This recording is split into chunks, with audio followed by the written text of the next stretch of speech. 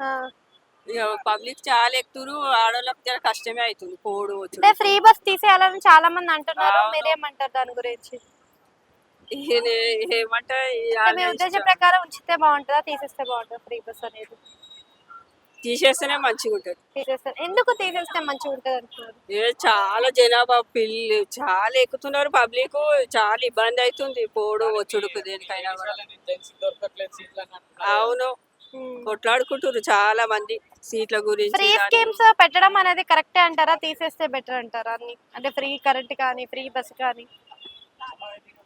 ఇక చెప్పలేము, ఎవరి ఇష్టం వాళ్ళ మంది కదా. ఇప్పుడు రేవంత్ రెడ్డి వచ్చి సంవత్సరం అయితుంది కదా! సంవత్సరంలోనే పరిపాలన చూస్తున్నారు. 2500 ఇస్తానంటున్నాడు. పెన్షన్ ఇస్తా ఏమి అంటున్నాడు. ఇస్తలేడు, ఎవరికి ఏమి ఇస్తలేడు. ఆ! మరి ఏమి ఇప్పుడు ఇందిరమ్మ ఇల్లులు అని చెప్పి సర్వే చేస్తున్నారు కదా! సర్వే కరెక్ట్ గానే చేస్తున్నారా? ఈ చే కొంతమంది దగ్గరికి వచ్చిర్రు, కొంతమంది దగ్గరికి ఇంకా రాలేరు. హ్మ్. ఉమ్. ఇస్తాడంటారా మరి ఇప్పుడైనా ఇందిరమ్మ ఇల్లు అవి డబుల్ బెడ్‌రూమ్‌లు? ఏమే వచ్చే వరకు తెలియదు అవి. ఆ! ఇప్పటికైతే ప్రస్తుతానికైతే కొంతమందిని ఫోటో దించుకొని పోయిండ్రు. హ్మ్. ఇక కొంతమందిని దించుకోలేరు ఇక.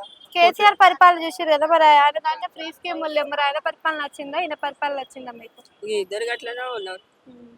ఆయన దాంట్లో ఫ్రీ స్కీములు లేవా? డబుల్ బెడ్‌రూమ్‌లు ఇచ్చిండుగా మరి. ఇచ్చిరు, కొంతమందికి ఇచ్చిరు కానీ కొంతమందికి ఇయ్యనే ఇయ్యలేదు. వచ్చిన వాళ్ళ పేర్లకు కూడా కొంతమందికి ఇయ్యనే ఇయ్యలేదు. Thank you.